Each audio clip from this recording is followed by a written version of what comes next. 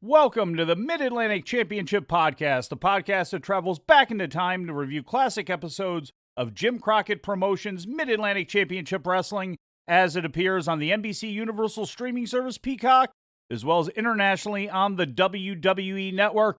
My name is Mike Sempervive. Before we begin today's voyage, I'd just like to note we have social media on several platforms. Our Twitter is the most active, but we have a Facebook page and more. Just search at Mid-Atlantic Pod and look for the logo. And if you want to follow along with us but don't have access to Peacock or the network, you can still do so by heading over to the mighty MidAtlanticGateway.com and checking out David Taub's reviews of these classic shows.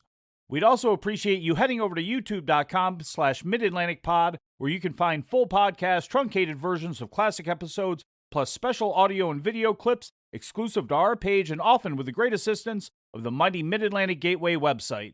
Go to youtube.com/MidAtlanticPod and please subscribe, watch, and like the videos. It would be doing us a great service.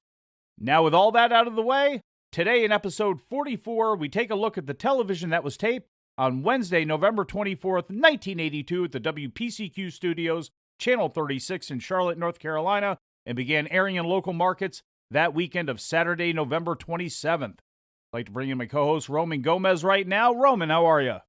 I'm doing good, Mike, and boy, do we have an exciting episode to talk about this week on the Mid-Atlantic Podcast. Oh, yeah, and even though it was November in 1982, we've got a hot open for the show. Once again, as Mike Rotundo is in the ring with Big Rick Harris. Harris is the son of former wrestler and manager George Two-Ton Harris, who at this time was working as a groundskeeper for the Charlotte Orioles at Crockett Park. The younger Harris would go on to greater acclaim later as Black Bart. A referee for the day is Stu Schwartz, and joining Bob Caudle at the commentary desk is Roddy Piper. And as par for the course, when we have a match joined in progress to start the show, it only goes 30 seconds. And Harris went to Irish whip Rotundo into the corner, but it was reversed. And when Harris came back, Rotundo lifted him up in the airplane spin, which led to the pin. So, Roman, that was that. And we have another 30-second beginning for Mid-Atlantic Championship Wrestling. Yeah, joined in progress, and Rotundo got the victory over Black Bart, who World Class would tell you he was a world heavyweight champion, although that was that's up for debate and another time, another place. You know, this young guy we've been watching here, this Ricky Rudd, who of course would go on to be Ravishing Rick Rude. I believe it was during his reign as the Texas heavyweight champion, or the American heavyweight champion. I think it was. Yeah. Yep. That they pulled out of the NWA, and Rick Rude, managed by Percival Pringle, ended up becoming a world champion, which did not go over well in the After magazine, certainly from what I remember. But after this match, Rotundo then joined Caudle over at the commentary desk, said he's still got Leroy Brown on his mind, and he's going through an education process right now, and he won't be satisfied until he gets a victory over the big man. And when he stepped away, the show went to break, and when we got back, one half of the World Tag Team Champions, Sergeant Slaughter, joined Bob. Last week, we saw the videotape of Jay Youngblood being injured by Slaughter and Don Kernodle in Charlotte on November 12th, as Ricky Steamboat gave his thoughts on the ordeal. Well, equal time is given as Slaughter gives Bob his perspective on what went down. And folks, this is a long one, but it's a very, very good one, so settle in. Fans here with us right now, one half of the World Tag Team Champions, Sergeant Slaughter. Sergeant? Well, I'm out here to you're here to interview me about a tape, a VTR of some sort of a match that's going to be shown. What a match. Against Jay Youngblood and Ricky Steamboat, my partner. Right here, as you can see, Don Kernodle. Here we whipped Ricky Steamboat and gave him a double dose of his own medicine, because before this had happened, he had been cheating. Here you can see his partner across the ring. No reason to be in that ring.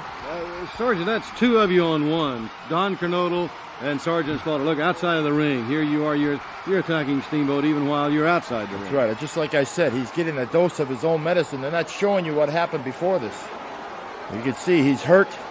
We're a tag team. Anytime you're on a tag team match, it's hard for the referee, but he did very good. I thought he did an excellent job of controlling the match. You can see how much control he was in.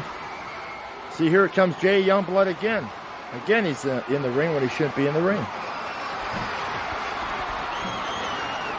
Oh, yeah, but right here, his partner looks like he really needs some help. You guys, you've got him hurt, you've got him down, you've worked him over, and you just continue and just stomp, kick away at him, do anything you could to him. Well, that's the name of the game is wrestling.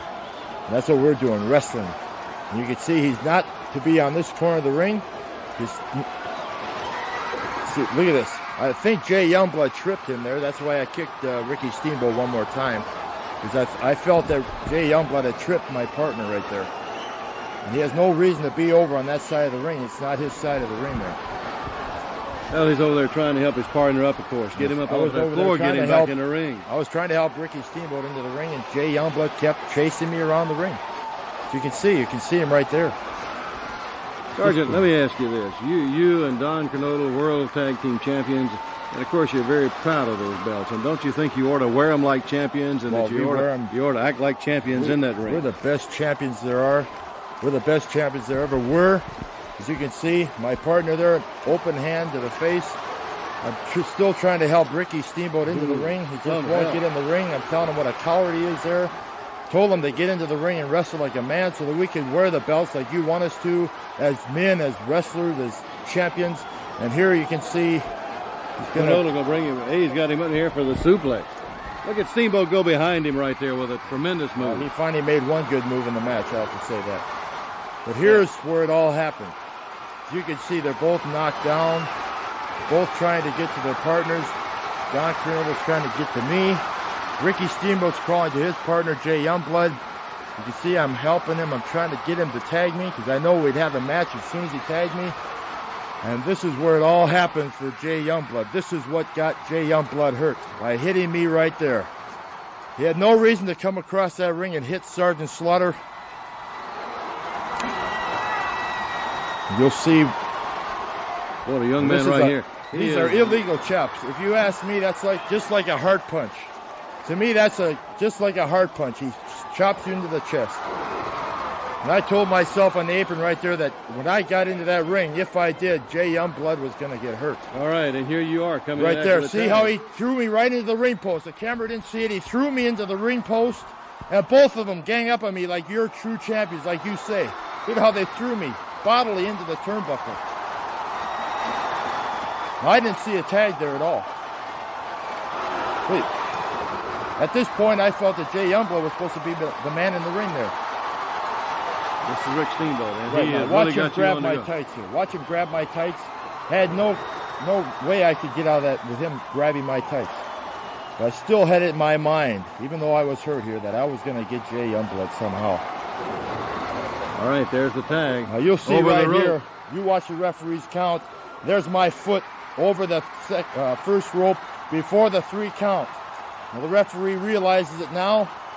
And at this point, you'll see that he decided to continue the match. He told them they are not the World Tag Team Champions, that my foot is on the rope. He said, continue the match, and you saw Don Kernodle was standing there. He heard it.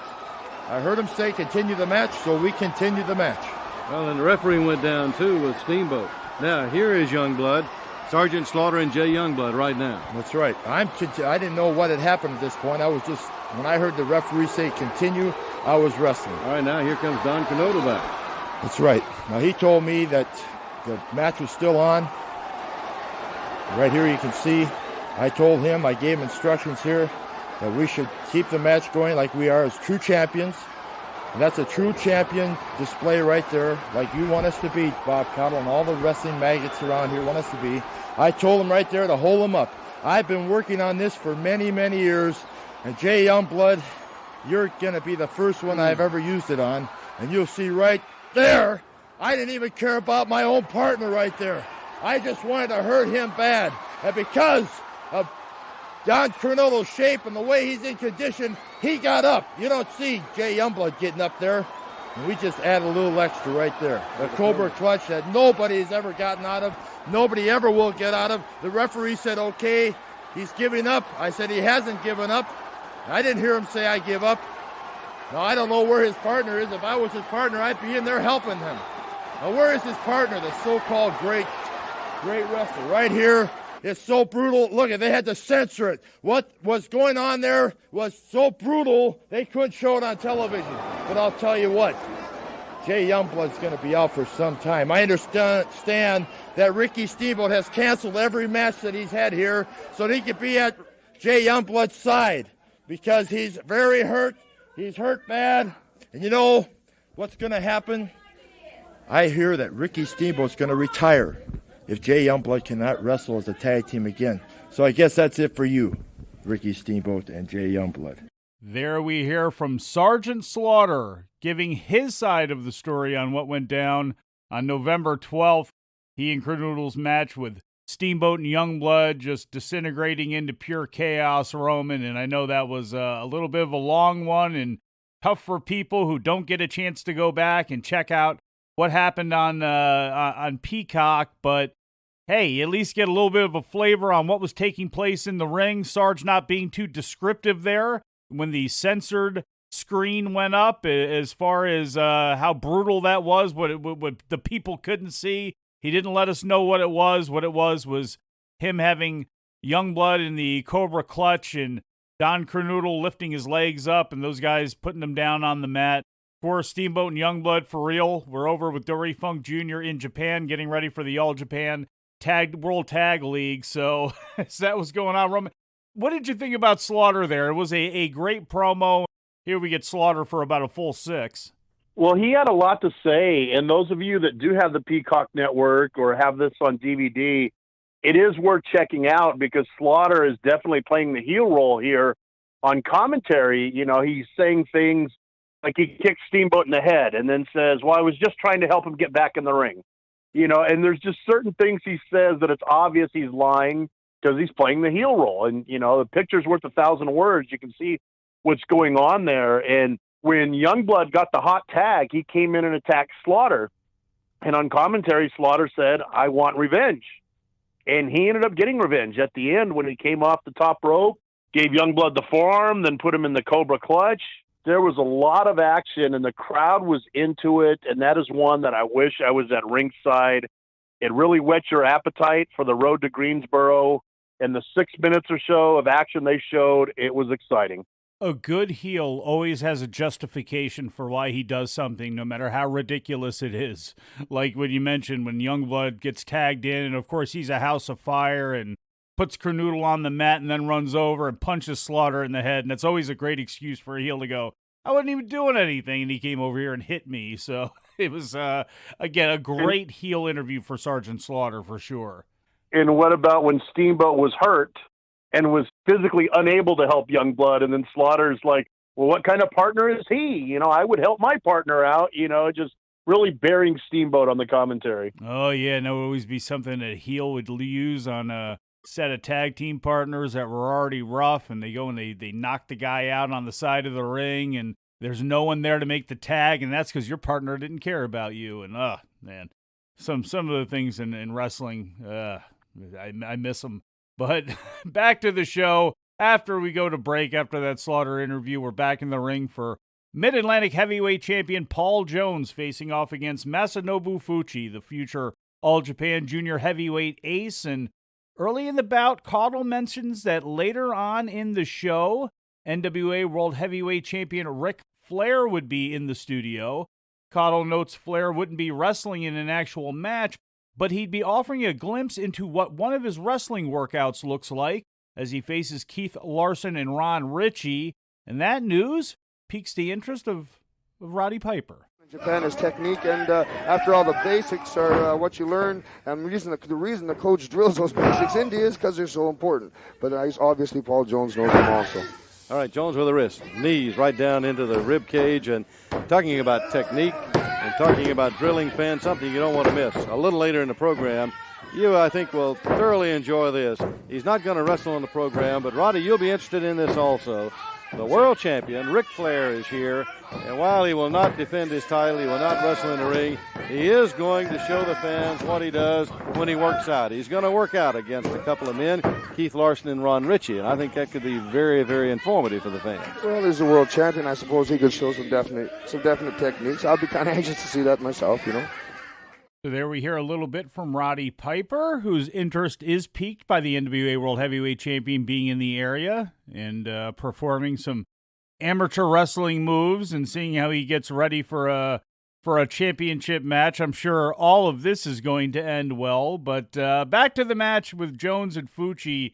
You know, Fucci really held the advantage for the first 2 minutes of the match until he missed a dropkick and Jones took over. And it wasn't a long match, 2 minutes, 38 seconds. And Jones, after he took over, was quickly able to end things and get the Indian Deathlock. But a pretty impressive performance, I thought, here for Fucci in a short period of time. And what really, essentially, to the fans was a heel versus heel match, since that's how Fucci was introduced. And, of course, not being from the States, he already automatically got the foreign menace attached to him, Roman. Yeah, unless you were Tiger Mask, for the most part, if you came from Japan or a foreign country, like you said, they were the foreign menace. But yeah, it was basically about 3 minutes of action, but it was a pretty good match despite it not being long. And Fucci did put up a good fight, and he looked good until he succumbed to the Indian Deathlock. But one thing I did like is how Piper put Fucci over in the brief time during the match, you know, saying that the Japanese wrestlers are fundamentally sound. They've got good techniques and whatnot. So it just made the victory seem a little bit more impressive for Paul Jones, the Mid-Atlantic heavyweight champion. After the match was over with, donned his cowboy hat, grabbed his Mid-Atlantic championship belt, and strutted over to the desk.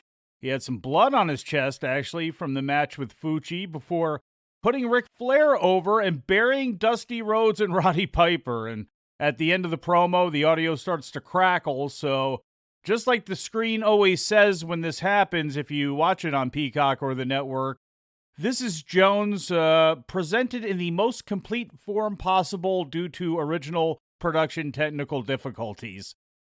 Actually, it's not the most complete because we're going to join Jones in progress.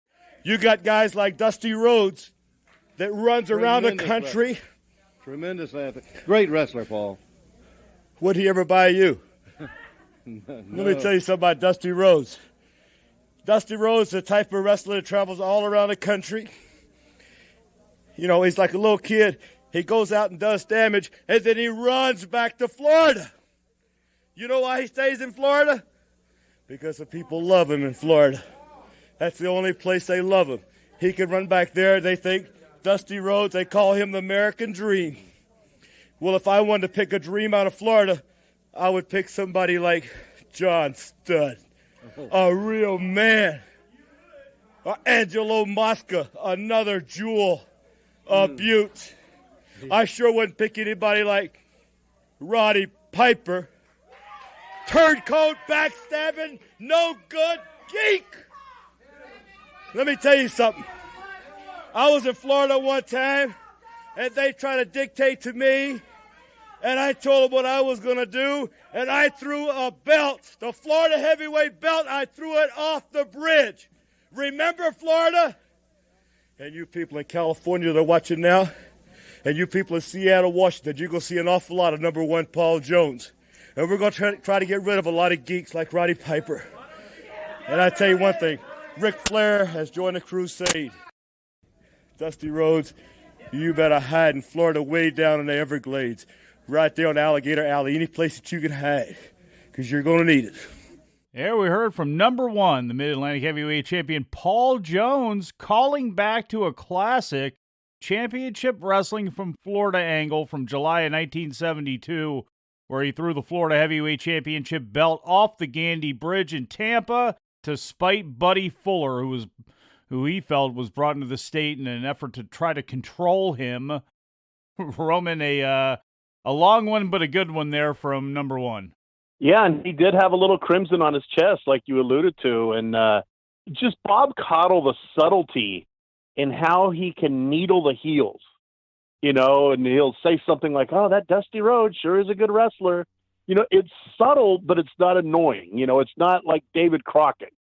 When Nikita clotheslined David Crockett, I popped. You know, Crockett had that coming. But Caudle just knows how to needle the heels just enough to get a good promo out of them, and that's what happened there.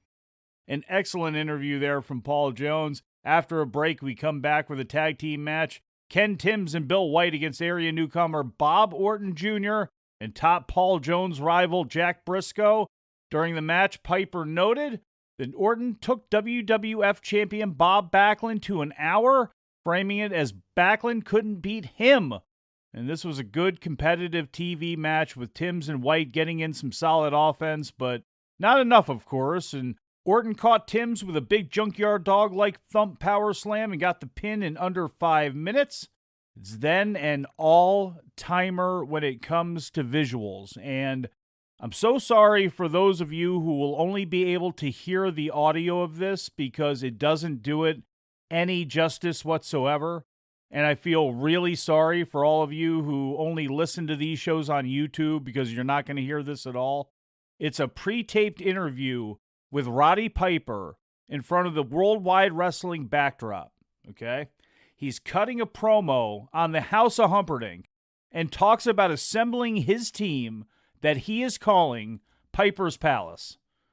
First, he brings out Bob Orton Jr., and then he introduces the Boogie Woogie Man Jimmy Valiant, and that's when all hell breaks loose. Because in 1982, Boy from New York City was blasting when Valiant came out. So the WWE overdub of that song has got to be even louder. So Piper is screaming, this ridiculous music is playing, and, oh, by the way, did I mention that Valiant came out in a cowboy hat dancing with a steel chair? Because he did. And then from screen left comes Abdullah the Butcher tapping a 2x4 piece of wood against his head over and over and over again. And at some point during all of this, a cowboy hat ends up on Abby's head. It's just absolutely bananas. The music is so loud you can't hear Piper, and it's by far the best advertisement for the WWE Network you would ever want to see. I could be wrong, but that's how I feel. Now, as I mentioned, if you're on YouTube, you won't hear this at all. So subscribe to the podcast by visiting midatlanticpod.com. And I should also note that this is going to blend into an interview with Jack Brisco, who's attired in his classic blue Ralph Lauren warm-up. I always like that one. And he once again comments on Mid-Atlantic champion Paul Jones and teaming up with his brother Jerry to face Sergeant Slaughter and Don Kernodle for the NWA World Tag Team titles. But that's enough introduction. Let's get right to it. All right, and fans, right here now at ringside, Jack Brisco. Jack. Well, good to be here, Bob. You know, and as usual, I'm chasing that Paul Jones. He's still got that Mid-Atlantic belt, but believe me, I'm not going to give up until I get it. I know I'm the man that can beat Paul Jones. I just like to get him to get in that ring right now and put the title on the line. But I know the type of man that he is, that he will refuse to do it. Also, as you know, Jerry, my brother, has joined me here in this area. Mm-hmm. And, of course, we just saw what happened to Jay Youngblood, and we know Jay's hurt and bad shape. And, of course, Jerry and I feel real bad about that. But he's a good friend of ours, and Jerry and I are also interested in the World's Heavyweight Tag Team Championship. And Jerry and I are certainly looking for a chance at Kernodle and Slaughter for that championship. Well, I tell you, you know, and you and Jerry, when you get in that ring with them, you got to be like you got to be on the lookout for guys like Slaughter. And, we certainly do, because it's obvious those guys are out not only to defeat you, but they're out to try to hurt you. And Jerry and I know this, and we feel that we are the right tag team combination to take those World's Heavyweight Championship belts. What a juxtaposition. Would that be the right word to use? Is Roddy Piper, Jimmy Valiant, Bob Orton Jr., Abdullah the Butcher transition into Bob Caudle standing there with Jack Brisco? Just a complete other side of the coin there, a complete 180 from what you heard at the very beginning there, Roman.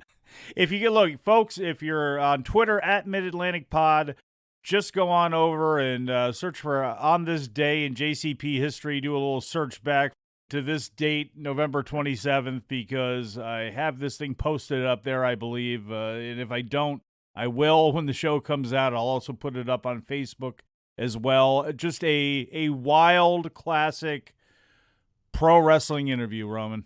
What a collection of misfits. You know, you got the manic Piper going crazy.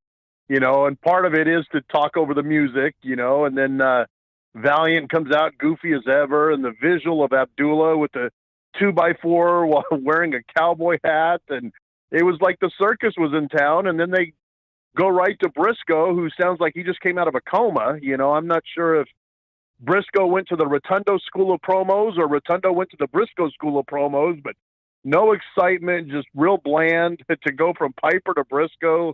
What a contrast of styles. I always like Jack Brisco always sounded like, you know, they caught him like backstage, like Jack, like they surprised him and he just like rolled out like with a Marlboro hanging out the side of his mouth like, what? Yeah, I can answer this. But we go to break. When we come back, the United States heavyweight champion Greg the Hammer Valentine was in the ring and he's facing off against King Parsons. And Bob once again reminds us that Valentine's partner Ric Flair would be doing his exhibition later on, to which Piper questions both Flair and Valentine's desire to defend those championships against him. Like every time Valentine wrestled, great force was used, and the two men delivered chops and forearms and elbows to each other. Parsons was very competitive, but Valentine delivered a back suplex, followed by an elbow smash to take the victory in 5 minutes and 17 seconds. We then head back to Bob Caudle and Roddy Piper at the announce desk, where Piper cuts a classic promo on his battle with the House of Humperdink. That's right now at ringside here, Roddy Piper. Roddy, I tell you, don't walk away. I know you've been seeing some outstanding action in the ring. You've seen some great wrestlers. What about some that come to mind that Roddy Piper would like to meet in the ring? Roddy Piper's been standing out here and listening to all these people take cheap shots. All these people have been taking cheap shots. Paul Jones comes up here and says, I threw the belt into the river. That's the only way he could keep it to himself, probably, is throwing that thing into the river, man. Are you kidding me? Coming up here talking about people in Florida, because all of a sudden this thing's going nationwide and all these guys are trying to take cheap shots. And then so what they do is they call me and they say all of a sudden Slaughter starts to worry and everybody starts worrying because I bring in some maniac called Abdullah the Butcher that all he wants to do is run head on into freight trains, eat chicken livers, and fight. Raw chicken livers, yeah. Yeah, see, what you got, if you want to fight outlaws, you got to have outlaws to fight outlaws. Now, like, I ain't the fairest person in the world, but then again, look at what I'm fighting. Talking about Joe LeDuc, talking about the House of Humperdink. What's that? That's a back house in some wino's alley. That's what the House of Humperdink is. He's got all these guys out here. That ain't nothing. I'm talking Bob Orton Jr., I'm talking Jack Brisco, I'm talking Abdullah the Butcher, I'm talking about getting all these people together, I'm talking about the Boogie Woogie Man himself, a New York City street fighter, somebody who is not afraid to stick your thumbs in your eyes. If that's the way you want to play, then that's the way we're going to have to play. I can stand out here and you can insult me all day, I can insult you all day, but let's quit the insults and start to do a little fighting. What we'll do is we'll have the Piper's Palace and we'll have the House of Humperdink, huh? We'll get us a war going. Is that what you want to do? Is that what you want to do with fight? You got guys like Cowboy, Bob Orton, you don't see him in here, you don't see him kissing babies. You ribbon me. No, you don't see none of that, huh? You don't see him on the good ship lollipop. You don't see him doing none of that stuff because we come here to fight. We come here to clean up a problem. So that's why they got me back. And that problem, as you say, you put it all together, I think, very succinctly. The House of Humperdink, that's the problem, right? Well, Humperdink, you see, have you ever been in high school? And when you're in high school, there's two big guys and there's some little squirt there always agitating and wanting these two big guys to fight. And while they're fighting, he's over there eating Krispy Kreme donuts. That's Humperdink. Simple as that, man. So if he wants to do that, all he's got to do, if he's really that tough, all he's got to do is get his little buns right there about that W right there, Jack. And we'll just see how good you do. We'll just see how much rod you can handle, Mr. Humperdink. All right, fans, and there you have it. That's the story from Roddy Piper. Krispy Kreme donuts still not nationwide at this point, but a nice plug from them for Roddy Piper. They are fired up talking about Sir Oliver Humperdink and his House of Humperdink. But there was a reason Piper was fired up, because after a break, it's time for Ric Flair's public workout. And Flair gets into the ring and takes both Keith Larson and Ron Ritchie on using amateur-style techniques. He quickly pinned Larson, and then he dispatched Ritchie. And once he did, Flair popped up. He apologized to the crowd for having such an easy competition. Got out of the ring, started over to the desk. Once again, he apologized for a lack of competition. And then he tells Piper that it's just too bad that he's not up to the task and pinches him on the cheek like he was a little kid. And Piper, of course, immediately rips his dress shirt off and storms into the ring. To his credit, Flair follows him in, and the two start to go at it. First with Flair in the down position by his choice, and then the second time with Flair starting on top. Flair, whose old gig marks on his forehead would open back up during the workout, which was something. And here's where we're going to pick up the audio. As Piper left the ring saying that he had nothing else to prove when Flair wanted to bait him back in again to try to get some revenge. And this would lead to Greg Valentine coming out and doom for Roddy Piper. No escape there by the world champion. Okay, now it's Piper down. and Flair up as Flair says, I'm up, you're down. And here is Roddy Piper, drops down on the knees. A little more fight than I thought he had in him. All right, and Flair says he showed a little more fight than he thought he had in him. When I pin him, you count, okay, brother? You count. All right, and Flair now telling the referee to count when he pins Roddy Piper.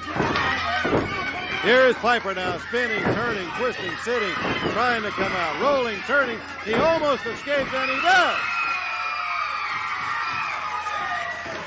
And the crowd loves it. Piper on his feet with the escape.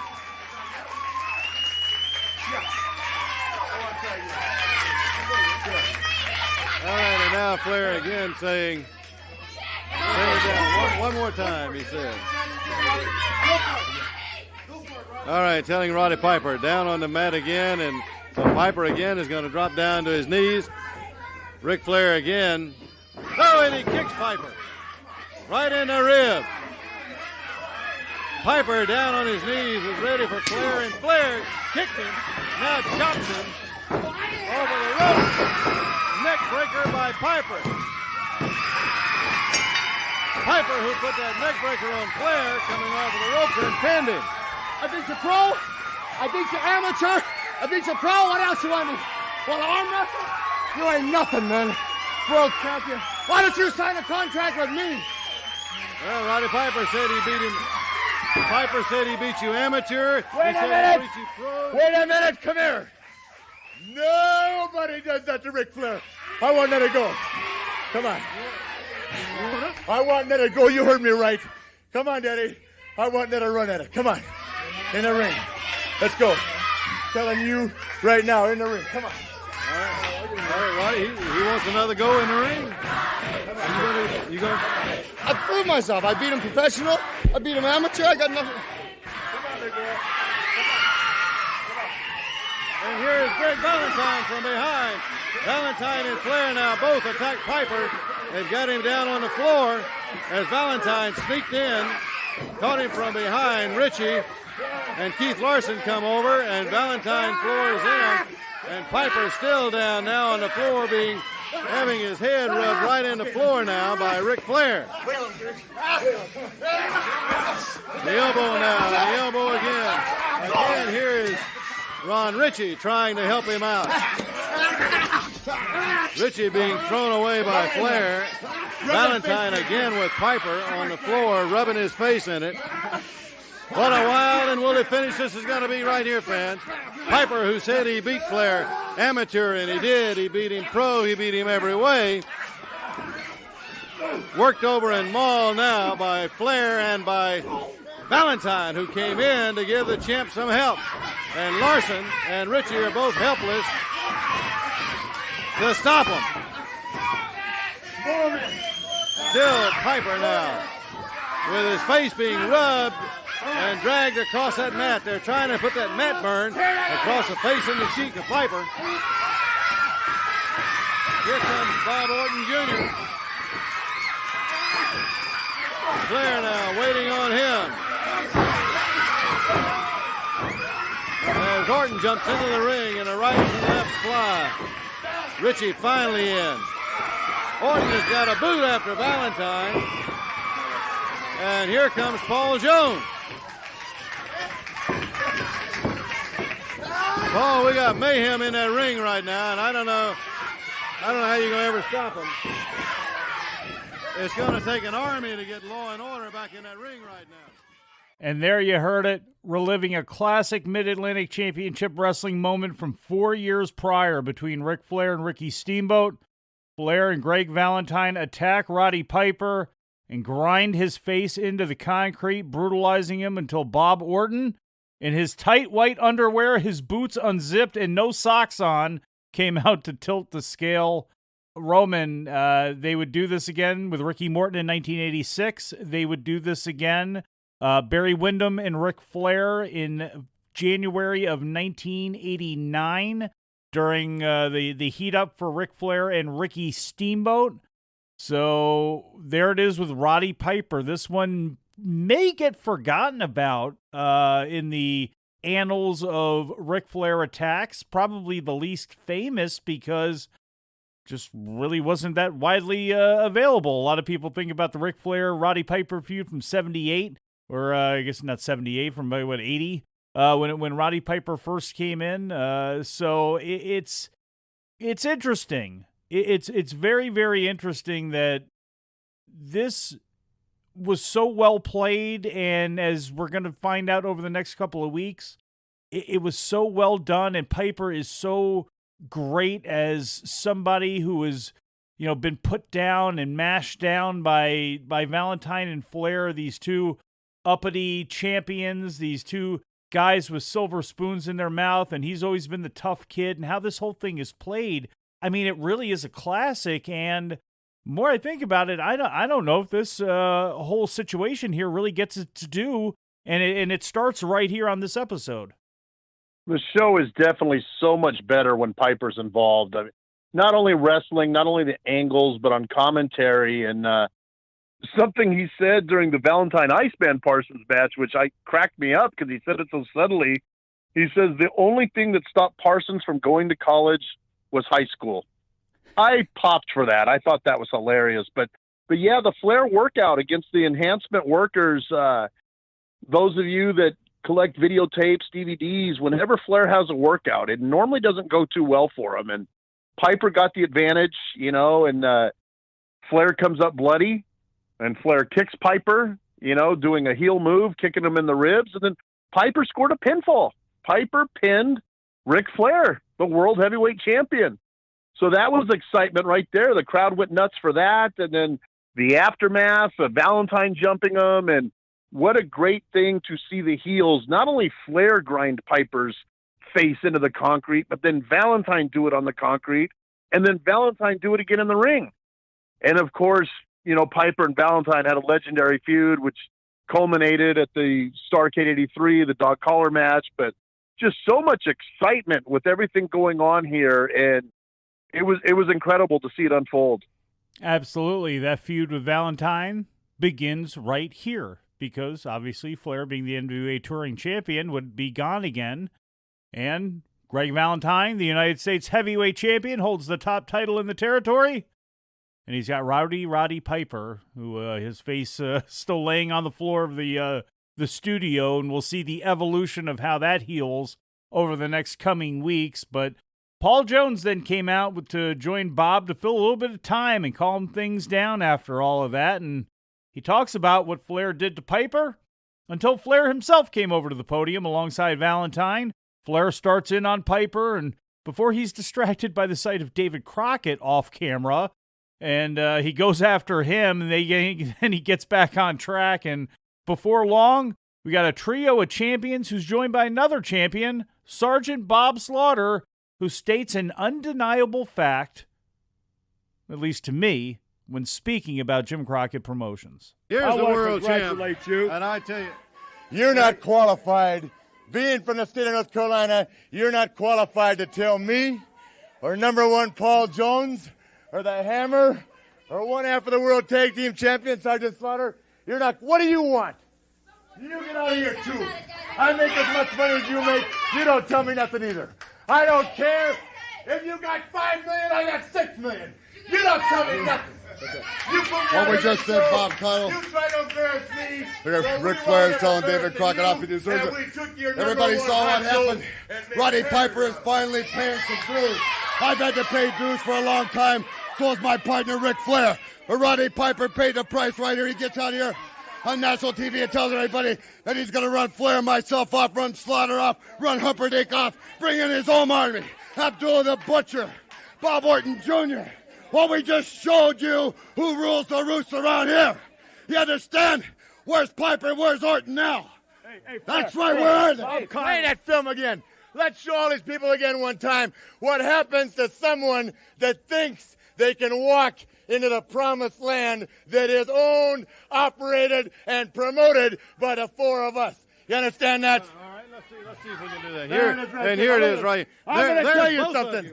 I didn't get the idea until Valentine hollered out, let's do the same thing we did to a punk a couple of years ago, and I'm talking about Ricky Steamboat.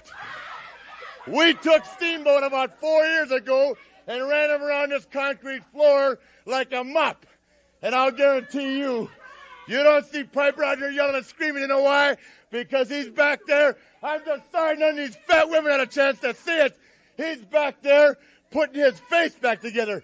If you think that's a picnic, having your face rubbed in a cement floor, brother, you're dead wrong. I don't mind telling you, Piper, you said it yourself. It's an eye for an eye and a tooth for a tooth. And you're talking about Valiant being a hell of a street fighter and how tough he is. You got 4 men out here right now, brother, that can walk anywhere and any town in the world. Anywhere and any town in the world and hold their head high and nobody even says boo. He sure didn't look like a filet mignon, man. He looked more like back to pork and beans. You know, being a sergeant in the Marine Corps, I've seen this happen before, and I guess what you'd have to do is say that Valentine, Flair, Jones, and Slaughter have declared war. We declared war on North Carolina and the wrestlers around who think they're so great. Now, I just saw something that happened in boot camp. I just wish it would have been me. I wish I would have been a part of it. But I have to say that I have to congratulate both of you for doing that. Let's not forget, you did your part. Right. You took the guy that mistake for a pool cue once in a while when they're chalking his head, Jay Youngblood, and put him back on a reservation. And I'll guarantee you right now, the only thing that Youngblood's putting his head on right now is his mama's bosom, because he's crying all night long. Hey, right now. Hey, Brisco's probably packing his bag, because Brisco, you're next. You know, I can just see Roddy Piper's face right in the mirror right now. It's going to look like a piece of sandpaper rubbed all over his face. That's what it's going to look like. You know, you talk about Jay Youngblood and Ricky Steamboat. I don't want to get off the subject of somebody like Roddy Piper and his face being scratched up. And also, you guys don't know who's in there, but Bob Orton, I think, deserves a little lesson, too. But I like to say about Jay Youngblood, and probably already packed his bag. We know. Did you take some names? Orton walked in here, He took some names. and Orton wants to be part of it. He wants to be a big deal. Now, Orton, let's face it, tremendous wrestler, tremendous reputation. But this isn't New York, and this isn't Atlanta, and this isn't Kansas City. This is the Carolinas. That's right. And let's look at 4 men that come out of the Carolinas. We know what's happening, and we don't let nobody come into the promised land unless we want them in. Bob Orton, this isn't Bob Backlund. This ain't Pedro Morales or Jimmy Snuka. You got the world's greatest. If you're anybody, if you're a wrestler of any sort, you have to be in North Carolina wrestling for the Mid-Atlantic. You don't wrestle anywhere else. This is where the most money is made. This is where it all happens. You just saw a taste of what can happen when one man gets out of line. Can you imagine when all of us get on top of somebody like Orton, Piper, Youngblood, Steamboat? Hallelujah, Sergeant Slaughter. There is no better place in the country where the top competition is and the most money that can be made than in North Carolina, Mid-Atlantic Championship Wrestling. And, ooh, it's all hot right now, Roman. I mean, you know, Paul Jones tried there. And for as much fun as I would make about Paul Jones on the mic, he's just being overshadowed by, you know, classics there. You know, Valentine, he can back off. Flair and Slaughter were fantastic. Roddy Piper, this entire show. Steamboat and Youngblood against Slaughter and Kernodle is red hot. We have this going on. We have the House of Humperdink stuff. We have Jimmy Valiant, who, you know, has not been around much. He is still looming to jump back in with Joe LeDuc. There is just hot thing after hot thing happening right now. And for as maligned as Dory Funks Jr.'s 1984 booking is, as we're going it to the end of 1982 into 1983, boy, things are good right now in Mid-Atlantic. Yeah, what a great closing segment with that collaboration of talent with Flair, Valentine, Slaughter, and just to see them all together, the promos they were cutting. And, you know, as far as this episode, there were a few things that I liked that to me as a fan, I enjoyed. And it's when they acknowledge the past, you know, like Paul Jones had acknowledged what happened in Florida. Flair had acknowledged that they roughed up Steamboat 4 years prior to that. And, you know, when Piper on commentary saying that Backlund could not beat Orton, you know, when they acknowledge other stuff outside of the area a little bit. I think that's good, as a fan to hear. And just Slaughter said something in there that I thought was interesting when he said Piper's face looked like somebody had put sandpaper to it. And for those of you that had read Piper's book, I believe it was Harley Race that he referenced in there that rubbed sandpaper on Piper's face to make it look really bad, after he got roughed up, and then told him, go out there and cut a promo. So when Slaughter said the sandpaper thing, I was like, that was kind of a cool flashback for me about reading about that in the Piper book. Yeah, I can't remember if he wrote it, if it was Race, but certainly Gene Anderson was the pro at this. He was the guy when Flair got busted up, or Steamboat, or Morton, I think, too, was another one that got the Gene Anderson treatment of the sandpaper and a iodine, I think, for a little bit for the color there, brings out the purple and all that. So it's just a nasty looking wound will appear on Roddy Piper. We can promise you that. But this was an excellent show, Roman. And I don't know what other thoughts you have, if there's anything else you want to say about it. But I just thought this was a knockdown, drag out, great show. I agree 100%. This was a fun show. And those of you that have access to the Peacock Network, I would highly recommend watching this, going out of your way to watch it. There was just so much excitement. Mike and I did our best to try to capture what happened, but there's nothing like actually seeing it come to life by watching it on TV. Yeah, it was heavy on the interviews and the segments there. And usually I don't like doing that because there is no visual there, and there's only, so much you can gain sometimes from somebody talking over a VTR or a long segment where, you can only imagine what's happening. But in these situations, it's good to want to imagine what's happening because everything going on is very descriptive, and it's just I thought this was an excellent show. You throw in Parsons and Valentine. You throw in... The Fucci match was a good match, even though that was only 3 minutes. That was a good match. A winner of a day for Mid-Atlantic Championship Wrestling and going forward, Roman. So any bows you want to put on anything before I get to the results from Worldwide? I can't wait to keep watching the next episode and the episode after that. They are doing some great stuff in the Mid-Atlantic area. Now, if you're able to turn the channel somehow to Worldwide Wrestling, what you would see would be Jack Brisco defeating Ken Timms, Paul Jones defeating King Parsons, Mike Rotundo defeating Bill White, and Bob Orton Jr. defeating Masa Fucci, and I'm sure a whole lot of talk about what was taped right before they were taped in the studios of WPCQ between Roddy Piper, the Nature Boy Ric Flair, and Greg the Hammer Valentine. So it's now time to take a look at the events coming up in your area. Let's take time for this commercial message about the Mid-Atlantic Wrestling events coming up in your area. We start our trip around the circuit on Thursday, November 25th, Thanksgiving night, Greensboro Coliseum. The last year of running traditional Thanksgiving night shows. Obviously, in 1983, the concept of Starrcade would come along and change everything, not only for Jim Crockett Promotions, but the rest of the sport as well. The newspapers reported 15,498 fans in the building, and the 8-match show went like this. Mike Davis opened up by defeating Masa Fucci. Johnny Weaver then went on to defeat Ken Timms. Frank Monty defeated Rotten Richie. Cowboy Bob Orton Jr. defeated Private Nelson.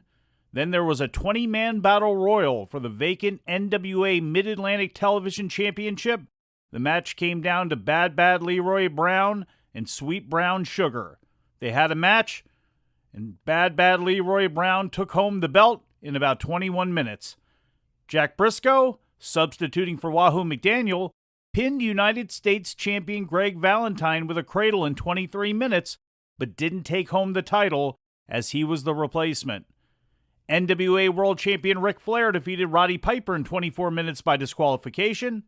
And in the main event, Jimmy Valiant and Abdullah the Butcher defeated Paul Jones, Joe LeDuc, and their manager, Sir Oliver Humperdink, in a 3-on-2 handicap match inside of a 10-foot-high steel cage when Valiant forced Humperdink to submit to a crab hold in 21 minutes. And there was no rest for the weary, as Friday night there were 2 shows. Charleston, County Hall, Jimmy Valiant and Abdul the Butcher faced off against Joe LeDuc, Paul Jones, and Sir Oliver Humperdink in a handicap steel cage match. And Sweet Brown Sugar and Pork Chop Cash faced off against Private Nelson and Bill White. Meanwhile, over at the Coliseum in Richmond, Sergeant Slaughter and Don Kernodle defeated Jack and Jerry Brisco, Dusty Rhodes defeated Leroy Brown in a bull rope match, and Roddy Piper and Bob Orton Jr. defeated Ric Flair and Greg Valentine by countout. On Saturday, November 27th, in Norfolk at the Scope, Paul Jones defeated Sweet Brown Sugar, Bob Orton Jr. defeated Greg Valentine, and Jimmy Valiant and Abdul the Butcher defeated Leroy Brown, Joe LeDuc, and Oliver Humperdink in a handicap match. Also on Saturday in Greenville, South Carolina, Memorial Auditorium, a special show on Saturday, as Greenville is usually a Monday night venue every single week, but with Thanksgiving taking place, things got shifted around a little bit. They saw Pork Chop Cash and King Parsons defeat Private Nelson and Bill White, Sergeant Slaughter and Don Kernodle defeat the Briscoes, and NWA World Champion Ric Flair defeat Roddy Piper by disqualification. Sunday night, the 28th in Charlotte at the Coliseum, Jack Brisco knocked off Paul Jones to win the NWA Mid-Atlantic Heavyweight Championship in a no-DQ match. Also, Ric Flair battled Jimmy Valiant to a double disqualification. Bob Orton Jr. defeated Greg Valentine. Roddy Piper and Abdullah the Butcher defeated Sergeant Slaughter and Don Kernodle, but didn't win the titles. Sweet Brown Sugar defeated Leroy Brown by countout, and Joe LeDuc defeated Jerry Brisco. We skip ahead to Tuesday, Columbia, South Carolina, Township Auditorium. Jack Brisco defeated Paul Jones. Joe LeDuc and Gene Anderson defeated Jerry Brisco and Johnny Weaver. Private Nelson and Bill White defeated King Parsons and Pork Chop Cash.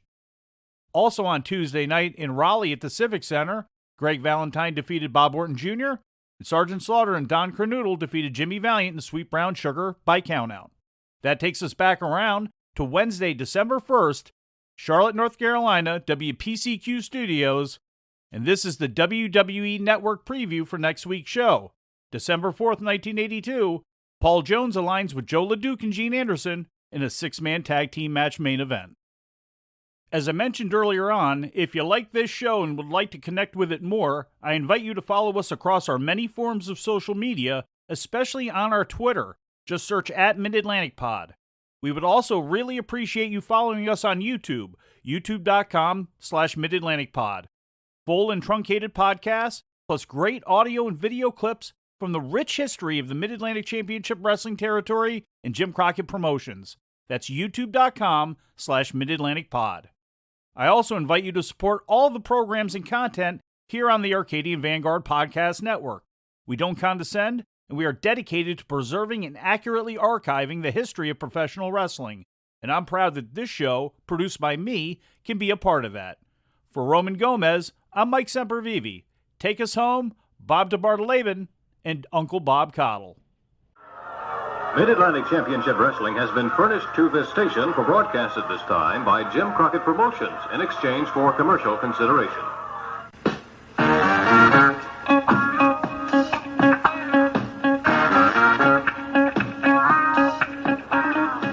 Fans next week on Mid-Atlantic Championship Wrestling, Bobo Brazil and the Mighty Igor against Charlie Fulton and Tony Russo. Mr. Wrestling will take on Larry Sharp. Paul Jones and Wahoo McDaniel against Kim Duck and Ricky Ferrara. Superstar and the Russian Stauber against Francisco Flores and Steve Kovac.